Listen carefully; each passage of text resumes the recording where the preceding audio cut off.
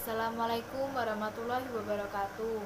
Saya dari kelompok 3 akan membahas mengenai gangguan psikologis pada remaja. Yang pertama ada gangguan kecemasan umum, adalah munculnya rasa cemas atau khawatir yang berlebihan dan tidak terkendali terhadap berbagai hal dan kondisi.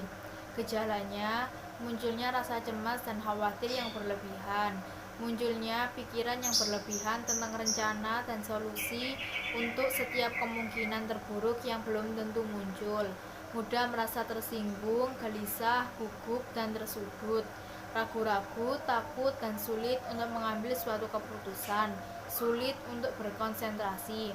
Pengobatannya ada dua, yaitu melalui terapi perilaku kognitif atau CBT dan obat-obatan seperti obat antidepresan, pregabalin, dan benzodiazepin. Kedua langkah ini biasanya akan dikombinasikan sesuai dengan kebutuhan pasien. Yang selanjutnya, gangguan makan adalah perilaku abnormal terhadap makanan yang mengakibatkan seseorang mengubah kebiasaan dan perilaku makannya. Gejalanya ada 3, yaitu anoreksia narkosa, kondisi di mana seseorang berusaha menjaga berat badan serendah mungkin, seringkali dengan cara membuat dirinya kelaparan atau menolak makan dan melakukan olahraga secara berlebihan. Binge eating disorder, kondisi di mana seseorang merasa perlu makan dengan jumlah banyak dalam waktu yang singkat.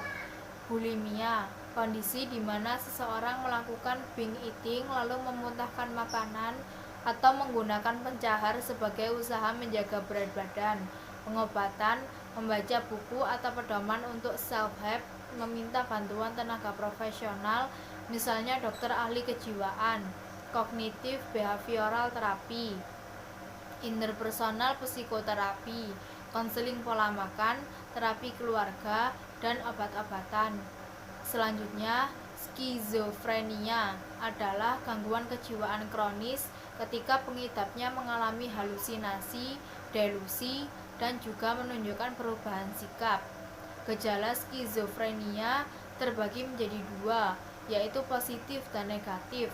Gejala negatif umumnya gejala tersebut adanya ketidakmauan seseorang untuk bersosialisasi dan merasa tidak nyaman saat bersama orang lain, serta hilangnya semangat hidup, konsentrasi, dan pola tidur normal. Ciri-ciri orang yang mengidap gejala skizofrenia negatif yaitu terlihat apatis dan buruk secara emosi, tidak peduli terhadap penampilan diri sendiri, dan menarik diri dari pergaulan. Gejala positif biasanya berupa delusi, halusinasi, pikiran kacau, dan adanya perubahan perilaku. Pengobatannya dapat diobati dengan menggunakan beberapa cara, seperti mengkombinasikan obat-obatan melalui terapi psikologis. Obat dengan resep pada pengobatan skizofrenia ini adalah antipsikotik yang dapat memengaruhi zat neurotransmitter di dalam otak yang bisa menurunkan rasa cemas, menurunkan atau mencegah halusinasi, dan membantu menjaga kemampuan berpikir.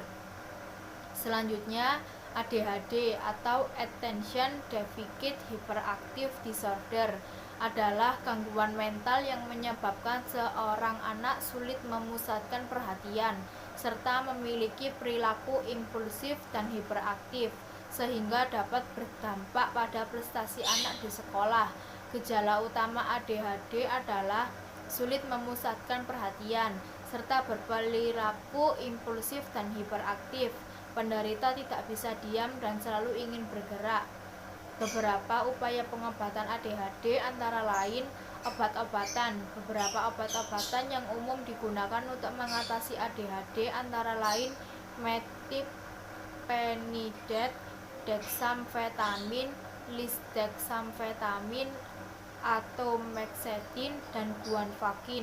CBT atau Cognitive Behavioral Therapy, terapi psikologi, pelatihan interaksi sosial. Selain pengidap, orang tua dan keluarga juga sebaiknya menjalani beberapa terapi supaya dapat beradaptasi dan menerima gejala pengidap ADHD. Selanjutnya ada depresi. Gangguan suasana hati yang ditandai dengan perasaan sedih yang mendalam dan rasa tidak peduli. Kondisi yang terkait dengan peningkatan atau penurunan suasana hati seseorang. Gejalanya selalu merasa bersalah, merasa putus asa, selalu merasa cemas, suasana hati buruk, mudah menangis, sulit konsentrasi, merasa kelelahan, timbul menyakiti diri sendiri, gangguan tidur. Cara mengobatinya, jangan biarkan dirimu sendirian. Makan, minum, tidur cukup, berolahraga, singkirkan pikiran negatif, melakukan terapi psikologi, konsultasi kepada ahli, konsumsi makanan, membuat suasana hati baik. Selanjutnya, gangguan bipolar adalah gangguan mental yang ditandai dengan perubahan emosi yang drastis. Gejalanya terdapat dua fase dalam gangguan bipolar, yaitu fase mania atau naik dan depresi turun. Pada periode mania, pengidapnya jadi terlihat sangat bersemangat, energik, dan bicara cepat. Sedangkan pada periode depresi, pengidapnya akan terlihat sedih, lesu, dan hilang minat terhadap aktivitas sehari-hari. Pengobatan gangguan bipolar adalah untuk menurunkan frekuensi terjadinya fase-fase mania dan depresi agar pengidapnya dapat hidup secara normal dan membaur dengan lingkungan. Selain memperbaiki pola hidup, penanganan biasanya mencakup pemberian obat-obatan yang dikombinasikan dengan terapi psikologis. Contohnya perilaku kognitif. Sekian dari kami. Wassalamualaikum warahmatullahi wabarakatuh.